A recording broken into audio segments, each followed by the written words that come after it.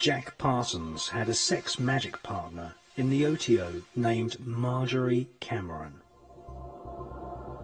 Whilst staying with her friend Renata Drux in Hollywood, Marjorie Cameron confessed that she had been part of the Babylon working ritual.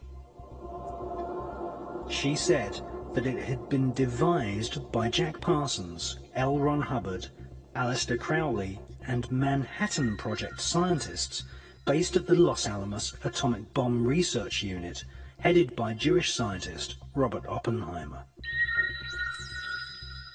Marjorie Cameron confessed that during the Babylon working ritual, assisted by L. Ron Hubbard, Jack Parsons had sexually impregnated her at the point when the spirit of the Antichrist was bestowed upon him. Cameron Parsons had been made pregnant with the child of the Antichrist.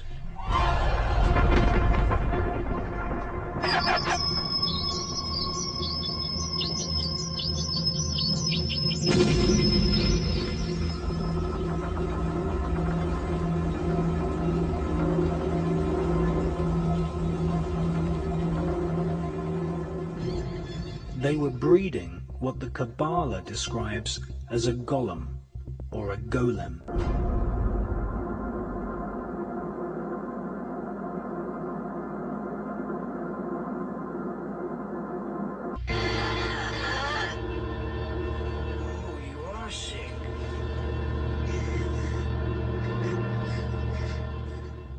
A golem is an artificially created humanoid, usually made from dead human body parts, which is animated by the magician chanting incantations and mantras.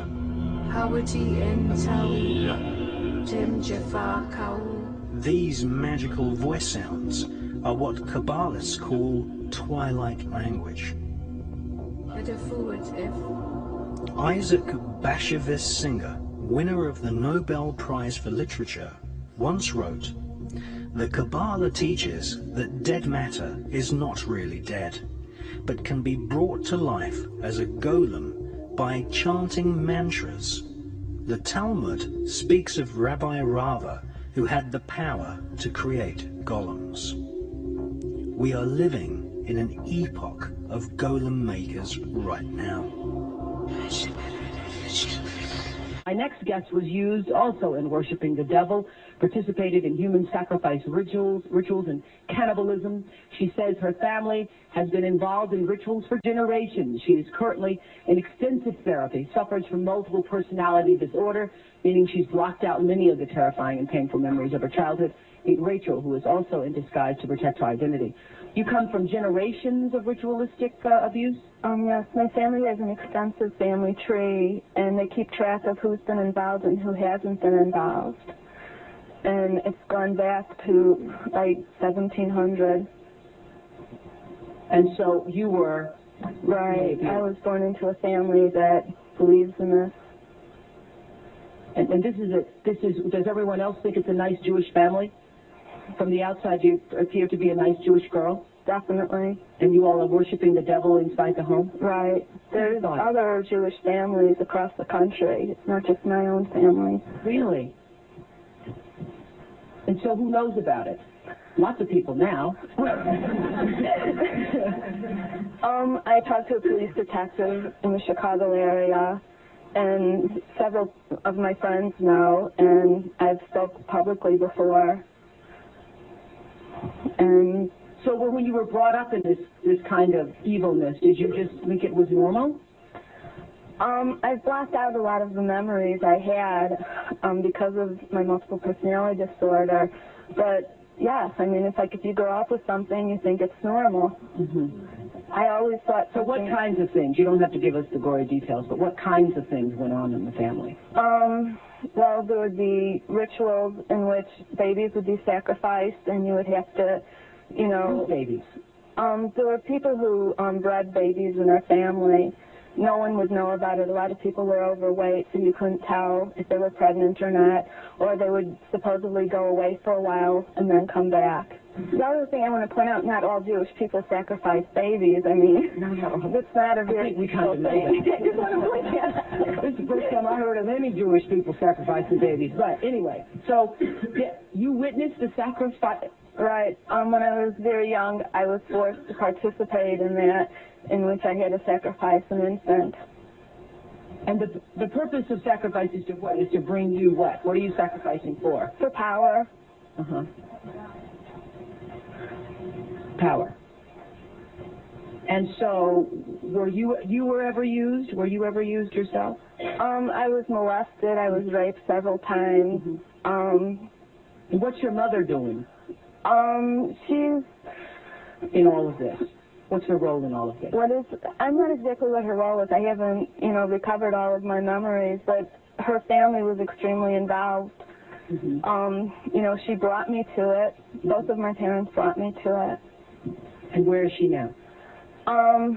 She lives in the Chicago metropolitan area. She's on the Human Relations Commission of the town that she lives in, and she's an upstanding citizen. Nobody would suspect her. Were you raised with a sense of right and wrong, Rachel? Yeah. I mean, it's like I had both. I mean, to the outside world, everything we did was proper and right, and then there were the nights that things changed, that things just got turned around. What was wrong was right, and what was right was wrong. That's what helped to develop MPD. Mm-hmm. Multiple personalities. Right. Now, in your family, did you all call it worshiping the devil? No, Or I don't know. It was just evil, these things you did. Right. Well, I said it was evil, and they said it was good. There's a book that I had just come across called Lilith's Cave, which is a book of Jewish mysticism and supernatural, and there's a lot in that book that relates to what I, endured when I was a child.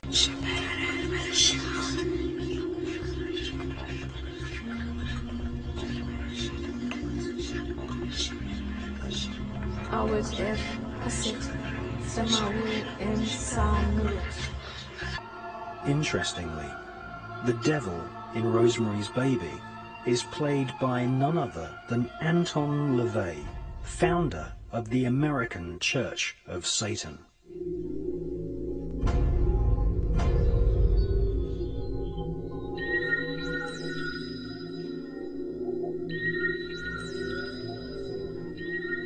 Jack Parsons told his former master that the fetus of the Golem was later extracted from the womb of Cameron Parsons by government agents who delivered the fetus to a special team at the Manhattan Project atomic bomb facility.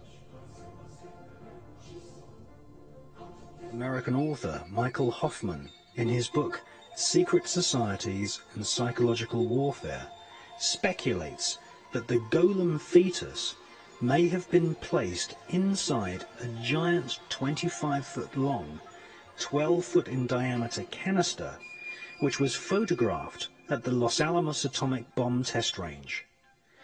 This mysterious canister was nicknamed Jumbo. It was made of solid lead and cement.